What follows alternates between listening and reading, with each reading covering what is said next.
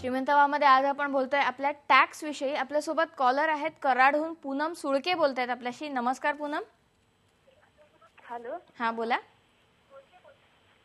Ma'am आता तुम्ही सांगितलं होतं ELSS फंड मध्ये गुंतवायचे पैसे जर आपल्याला टॅक्स सेव्हिंग करायचं असेल तर. जर सपोज आपण आता Tata infrastructure tax saving fund मध्ये जर गुंतवलंय तर त्याचा फायदा मिळू शकतो. ओके, आपण जाऊयात पुण्याला. मिलिंद सर आहेत. सर तुम्ही पूनमना काय सांगाल? त्यांचा दुसरा भाग मला कळला नाहीये. त्यांनी ELSS बद्दल विचारलं. म्हणजे साधारण त्यांचा प्रश्न असा होता की ELSSच्या सगळ्याच योजनांना टॅक्स बेनिफिट मिळू शकतो का काही निवडक योजना आहेत ज्यांनाच हा बेनिफिट मिळतोय? ELSS ही स्कीमच जी आहे इक्विटी लिंक सेव्हिंग स्कीम, ही स्कीम म्युच्युअल फंडांसाठी दिलेली आहे. त्यामुळे म्युच्युअल फंड त्या स्कीमच्या अंतर्गत जर असतील तर त्यांना नक्की टॅक्स बेनिफिट मिळू शकतो. विशेषतः म्युच्युअल फंडांमध्ये टॅक्स गेन, टॅक्स सेव्हर अशी नावं असतात अशा म्युच्युअल फंडांना. तर त्यामध्ये गुंतवणूक केली तर नक्कीच त्याचा त्यांना फायदा मिळेल. बरोबर. आपल्यासोबत पुढचे कॉलर आहेत छोटू पाटील आपल्याशी बोलतायत कल्याणहून. नमस्कार. बोला. नमस्कार. हा, तर माझा प्रश्न असा आहे की तर ती डिडक्शन. तुमचा आवाज बरोबर येत नाहीये. परत पहिल्यापासून प्रश्न विचारता. हो, तर इथे फी आहे मॅडम, तर ती ट्युशन फी किती आहे? आपल्याला काही कारण यांचा आवाज येत नाही. याच्या आधी आपल्याकडे एक कॉलर होते कोल्हापूरहून, आपल्याला फोन आलेला. त्यांचा प्रश्न होता तो कन्सल्टंट्स विषयी होता. साधारणपणे आपण जेव्हा एखाद्या व्यक्तीची आपल्याला मदत करावी म्हणून कन्सल्टंटची निवड करतो, काय काळजी घेतली पाहिजे की आपल्याला योग्य सल्ला ही व्यक्ती देते का, हे आपण क्रॉस चेक कुठल्याने करू शकतो? 2-3 गोष्टींबद्दल मी बोलू इच्छिन की ज्यावेळी आपण कन्सल्टंटची निवड करू, एक तर त्याचं क्वालिफिकेशन आपण बघितलं पाहिजे. शक्यतोवर ती व्यक्ती चार्टर्ड अकाउंटंट आहे का, किंवा नसल्यास त्याच्याकडे पुरेसा अनुभव आहे का. दुसरं, जसं आपण बघायला हवं की ज्यावेळी आपण कर म्हणून एखादी रक्कम भरतो की आपल्या कन्सल्टंटला दिलेली फी किती आणि नेमकी कराची रक्कम किती याचा ब्रेकअप आवर्जून मागितला पाहिजे. आणि जी रक्कम कराच्या स्वरूपात असेल त्याचा आपल्याला थेट सरकारकडून म्हणजे बँकेने एक छापा मारून आपल्याला रिसीट दिली पाहिजे आणि त्याची प्रत आवर्जून स्वतःकडे ठेवली पाहिजे. म्हणजे तुम्ही जितका कर भरलाय त्याची रिसीट तुम्हाला बँकेकडून मिळेल आणि जी तुम्ही कन्सल्टंटची फी भरलेली आहे त्याची रिसीट तुम्हाला कन्सल्टंटकडून मिळेल. मी एक उदाहरण देतो की अशा काही घटना घडल्यात की कन्सल्टंट सांगतो बुवा तुम्हाला 15,000 रुपये खर्च येईल टॅक्सच्या रूपाने. तर माझं म्हणणं, आवर्जून गुंतवणूकदाराने विचारलं पाहिजे की याच्यात टॅक्स किती. कन्सल्टंटचे जर 3,000 असले आणि 12,000 टॅक्स असलं तर 12,000ची वेगळी पावती स्वतंत्रपणे मिळते का नाही कर भरल्याची, त्याची आपण काळजीपूर्वक पाहिलं पाहिजे. बरोबर. आपण पुण्याला जाऊयात. सर, आपण बोलत होतो, आपण बघितलं की लाईफ इन्शुरन्सला याचा बेनिफिट मिळतोय, पण फक्त लाईफ इन्शुरन्सलाच याचा बेनिफिट मिळतो की बाकी प्रकारच्या इन्शुरन्स योजनांनाही हा बेनिफिट मिळू शकतो? बाकी प्रकारच्या इन्शुरन्स स्कीमना ह्याचा बेनिफिट आहे. कारण त्या प्रत्येक इन्शुरन्स कंपनीला स्वतःला रजिस्टर करावं लागतं त्या रेग्युलेटरी अथॉरिटीकडे, आणि त्यामुळे त्यांच्याही कोणत्याही स्कीम्सना हा बेनिफिट मिळतो. सर, तुम्हाला काही याच्यात ऍड करायचं? मी असं ऍड करीन की कुठल्याही लाईफ इन्शुरन्स कंपनीला मिळतो हे तर खरंच आहे, पण या 1 लाखा व्यतिरिक्त आपण जो मेडिकल इन्शुरन्स घेतो त्यासाठी एक स्वतंत्र 15,000ची तरतूद आहे. त्याला खऱ्या अर्थाने आपण गुंतवणूक नाही म्हणू शकत कारण ते पैसे नाही मिळणार परत, पण आपल्याला काही जर मेडिकल स्वरूपाचा खर्च आला तर तो त्याचा फायदा त्या स्कीम मधनं मिळतो. म्हणजे आपण ह्याला मेडिक्लेम पॉलिसी किंवा अन्य काही पॉलिसीज आहेत इतर कंपन्यांच्या, त्याच्यामध्ये ती 15,000ची वेगळी वजावट आपल्याला मिळू शकते. बरोबर. आपल्यासोबत पुढचे कॉलर आहेत गडिंग्लजहून आपल्याशी बोलतायत. अविनाश कुलकर्णी आहेत. नमस्कार. नमस्कार. बोला. मला प्रश्न टॅक्स प्लॅनिंग बद्दल विचारायचा होता. परवा त्यांनी 6वा वेतन आयोग जे लागू झालेला आहे त्याच्या लागू झालेल्यामध्ये त्यांनी 2 बेसिकचे, ज्यांना जेवढं बेसिक आहे ते 2 बेसिक त्यांनी ऍडव्हान्स म्हणून रोख दिलेले आहे. ते 2 बेसिकच्या अमाऊंट जे आहे ते ह्या वर्षाच्या स्टेटमेंटमध्ये धरायला पाहिजे काय? वेगळा प्रश्न आहे, चांगला प्रश्न आहे. काय सांगाल तुम्ही? तर ज्यावेळी आपण सॅलरीचा विचार करतो, जी सॅलरी ऍडव्हान्स मध्ये मिळाली असेल, एखाद्या वर्षी जर मिळाली असली तर ती पूर्णपणे त्या वर्षात टॅक्सेबल होते. कदाचित आता बहुतेक सर्व शासकीय कर्मचाऱ्यांना ॲरियर्स मिळतील, जुन्या 2-3 वर्षाची एक मोठी रक्कम मिळेल, ती सुद्धा या वर्षीच्या उत्पन्नामध्ये ती त्यांना दाखवावी लागेल. म्हणजे या वर्षी मला जितकं उत्पन्न मिळेल ते सगळं टॅक्सेबल असेल. जितकं रिसीव्ह होईल, हा, अगदी जुनं असलं तरी सुद्धा, म्हणजे मागच्या आर्थिक वर्षातलं असलं तरी आणि पुढच्या आर्थिक वर्षातलं आधी आलं तरी सुद्धा. ओके, आपल्यासोबत नांदेडहून कॉलर आहेत, नितीन कासार आहेत आपल्यासोबत. नमस्कार नितीन. नमस्कार मॅडम. बोला.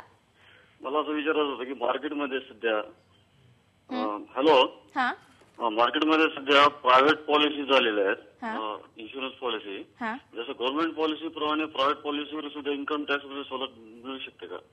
बरोबर. आपल्यासोबत पुण्याहून मिलिंद ग्रामोपाध्ये सर आहेत, आपण त्यांच्याशी बोलूयात. सर, नितीन यांचा प्रश्न प्रायव्हेट इन्शुरन्स पॉलिसी विषयी आहे, काय सांगूयात आपण यांना? नाही, प्रायव्हेट इन्शुरन्स पॉलिसी म्हणजे ज्या लाईफ इन्शुरन्स कंपनी सोडून ज्या काही आहेत त्यांच्याबद्दल त्यांचा प्रश्न असावा. मगाशी याचं उत्तर आपण खरं दिलंय की त्या इन्शुरन्स पॉलिसीजना सुद्धा याच्याखाली बेनिफिट मिळतो. कारण इन्शुरन्स बिझनेस हा कोणीही असं सुरू करू शकत नाही. रेग्युलरिटी अथॉरिटीकडे त्याचं रजिस्ट्रेशन व्हावं लागतं आणि त्यामुळे त्याच्याशी जे निगडीत जे काही आहेत बेनिफिट्स ते नक्कीच मिळतात. आपल्यासोबत आपल्या पुढच्या कॉलर आहेत, पद्मजा आहेत आपल्यासोबत. नमस्कार पद्मजा. हॅलो. हा, माझा प्रश्न असा आहे की आम्ही होम लोन घेतलेलं आहे, ते दोघांच्या नावावरती आहे.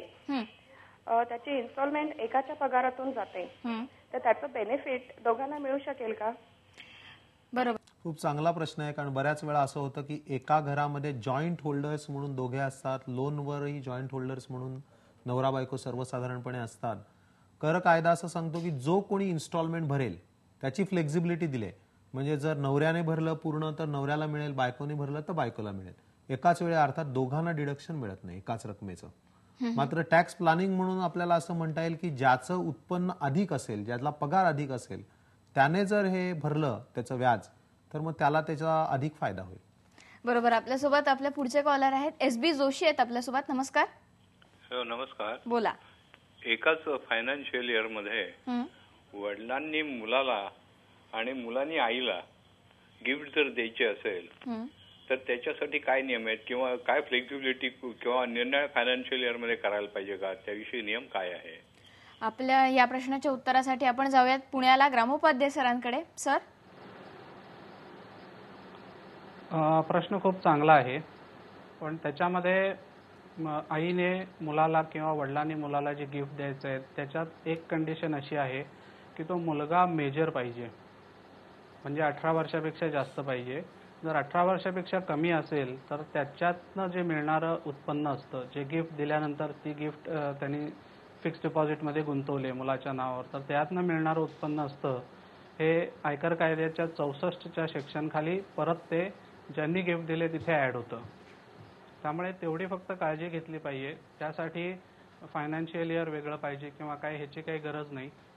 फक्त त्याच्यामध्ये तुमचा इन्कम तेवढा ट्रान्सफर होतो आणि तो मुलाच्या नावामध्ये गृहीत धरला जातो जेव्हा तो 18 वर्षापेक्षा जास्त असेल तर. आपल्यासोबत आपल्या पुढचे कॉलर आहेत, नागपूरहून अनिल बोलतायत आपल्याशी. नमस्कार. नमस्कार. बोला. मला हे विचारायचं होतं की मी रिटायर्ड आहे, मला जवळपास 1 लाख रुपये पेन्शन येते, प्लस 70,000 रुपये टॅक्स येतो. तर टॅक्स नाही, सॉरी, हाऊस रेंट येतं. हाऊस रेंटचा बेनिफिट कसा मिळतो? बरोबर. 1,70,000 रुपये तुमचं इन्कम आहे असं दिसतंय मला प्रायमा फेसी, आणि तुम्हाला जे हाऊस रेंट मिळेल त्याच्यातून म्हणजे त्या 70,000तून 30% स्टँडर्ड डिडक्शनच्या स्वरूपात सर्वांनाच मिळतं. त्यासाठी काही वेगळी गुंतवणूक करायची गरज नाही.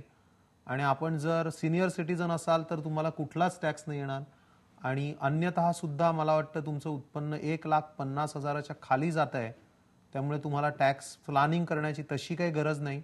पण अन्य काही उत्पन्नाचा सोर्स असेल तर मग आत्ता जी सुरुवातीला चर्चा केली ते 1 लाखापर्यंतचं डिडक्शन सर्वांनाच उपलब्ध आहे. तेवढी रक्कम जर आपण गुंतवणूक केली तर मला वाटतं आपला टॅक्स अगदी शून्यावर येऊ शकेल. बरोबर. ह्या ज्या करमुक्त उत्पन्नाच्या ज्या मर्यादा आहेत त्या आपण सगळ्यांना सांगूयात का? सर्वसाधारण कोणत्याही व्यक्तीसाठी म्हणजे पुरुषासाठी 1,50,000 आहे, महिलेसाठी 1,80,000 आहे, आणि सिनियर सिटीजन म्हणजे 65 वर्षा व्यक्तीच्या पुढच्या कोणत्याही स्त्री किंवा पुरुषासाठी 2,25,000 आहे. म्हणजे इथपर्यंत जर तुमचं उत्पन्न असेल तर त्या या बेसिक उत्पन्नावरती कोणताही टॅक्स लागणार नाही. आणि त्याच्या पुढच्या उत्पन्नावरती टॅक्स लागेल. त्याच्या पुढच्या टॅक्स लागेल. याच्यातनं अनेकदा असंही होतं की जरी माझं उत्पन्न टॅक्सेबल नसलं तरी टीडीएस स्वरूपात ते कापलं गेलेलं असतं. अशा वेळी मग रिफंडसाठी काय साधारण एक प्रोसेस असते? खरं म्हणजे रिफंडसाठी वेगळं काही करावं लागत नाही. ज्यावेळी आपण आपलं विवरणपत्र भरू त्यामध्ये आपण किती अमाऊंट रिफंडेबल आहे ते स्वतःच काढून त्याच्यात भरलेलं असतं. आणि हल्ली ज्यावेळी आपण रिफंडचं विवरणपत्र भरतो त्याच्याबरोबर आपल्याला बँकेचा मायकर कोड, बँकेचा अकाउंट नंबर आणि नाव हे सगळं द्यावं लागतं. आणि साधारणपणे वर्षभराने ती रक्कम आपल्या अकाउंटमध्ये आपोआप क्रेडिट होणं हे अपेक्षित आहे. बीडहून बाळासाहेब सोनसळे बोलतायत आपल्याशी. नमस्कार.